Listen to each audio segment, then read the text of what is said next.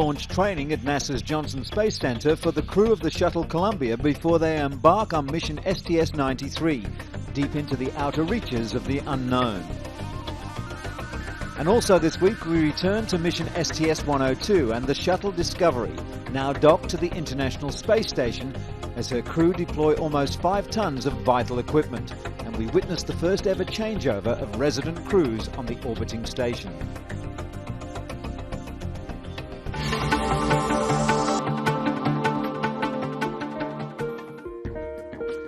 The crew for the 26th flight of the Columbia Space Shuttle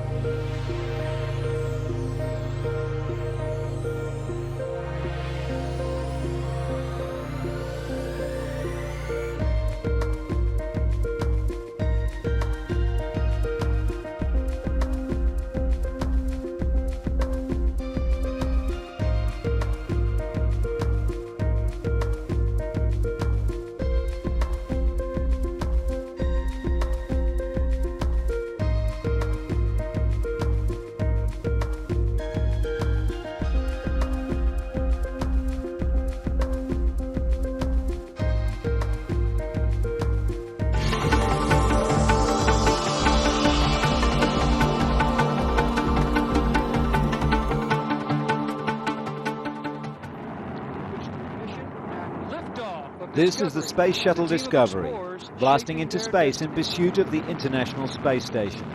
Her mission? To continue the outfitting of the International Space Station, particularly the new laboratory Destiny. It also brings to the station a new crew to replace 3 astronauts who have already spent more than 4 months in space. On board, commanding the mission, U.S. Navy Captain Jim Weatherby is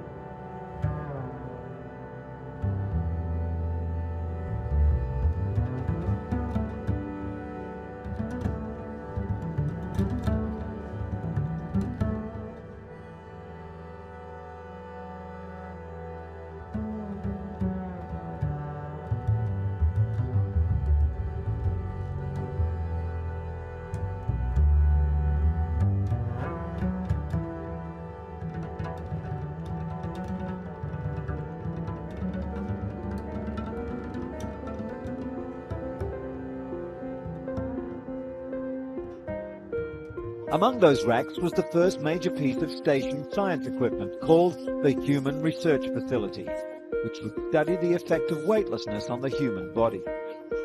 8 days have now elapsed since the Discovery Space Shuttle had blasted clear of Launch Pad 39B at the Kennedy Space Center, marking the halfway point of STS-102 mission. The astronauts and cosmonauts were now busy deploying some of the new equipment that had been transferred to the ISS. They also began packing for the shuttle's trip home.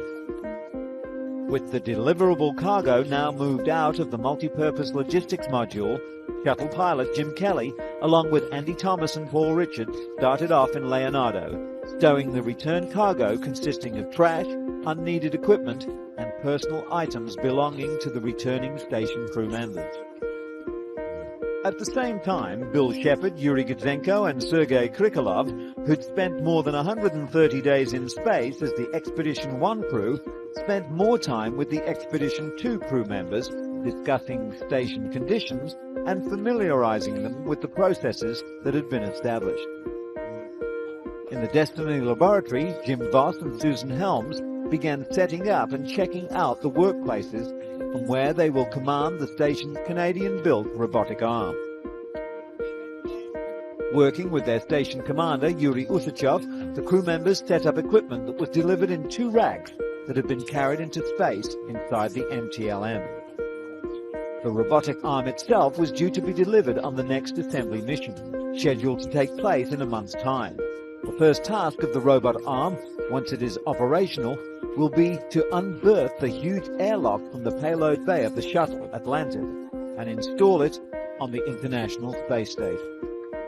That airlock will enable both US and Russian astronauts and cosmonauts to perform spacewalks from the ISS using each other's suits if necessary.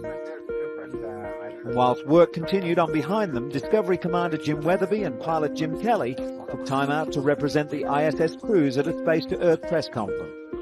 The astronauts had expected Day 9 to be their last day for packing cargo back into the MPLM for transfer back to Earth. But the day began with advice from ground control at Houston that plans had changed. Spacecraft communicator Katie Coleman announced that Flight Director John Shannon, after consultation with shuttle and station managers, had decided to extend the mission to allow ground controllers more time to analyze the placement and weight distribution of the items being stowed in Leonardo for the flight home.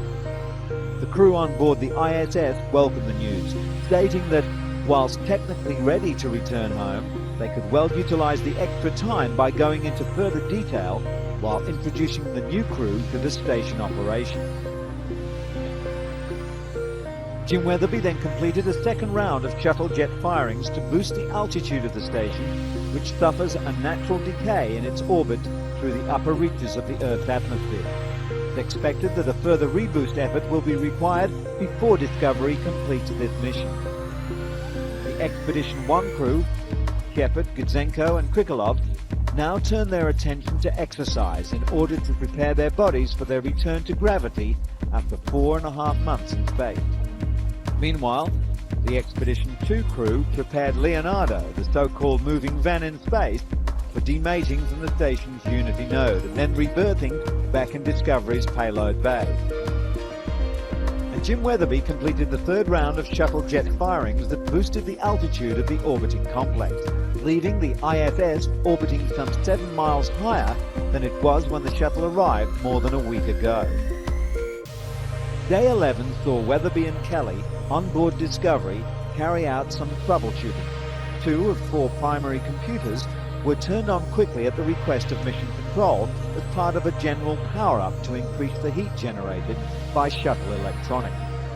The shuttle's cooling system had gotten too cold, causing ice to form in a waterline, and controllers needed more electronics powered on to warm up the cooling system. The procedure worked, and the cooling system quickly returned to normal. Final checks were carried out in the Destiny laboratory and the MPLM. After the last of the items for return to Earth had been loaded, Andy Thomas had turned out the lights, Expedition 1 Commander Bill Shepard and Expedition 2 Flight Engineer Jim Voss closed up the Leonardo module. Over the next few hours, the crew removed any equipment left in the vestibule between Leonardo and Unity and closed Unity's hatch.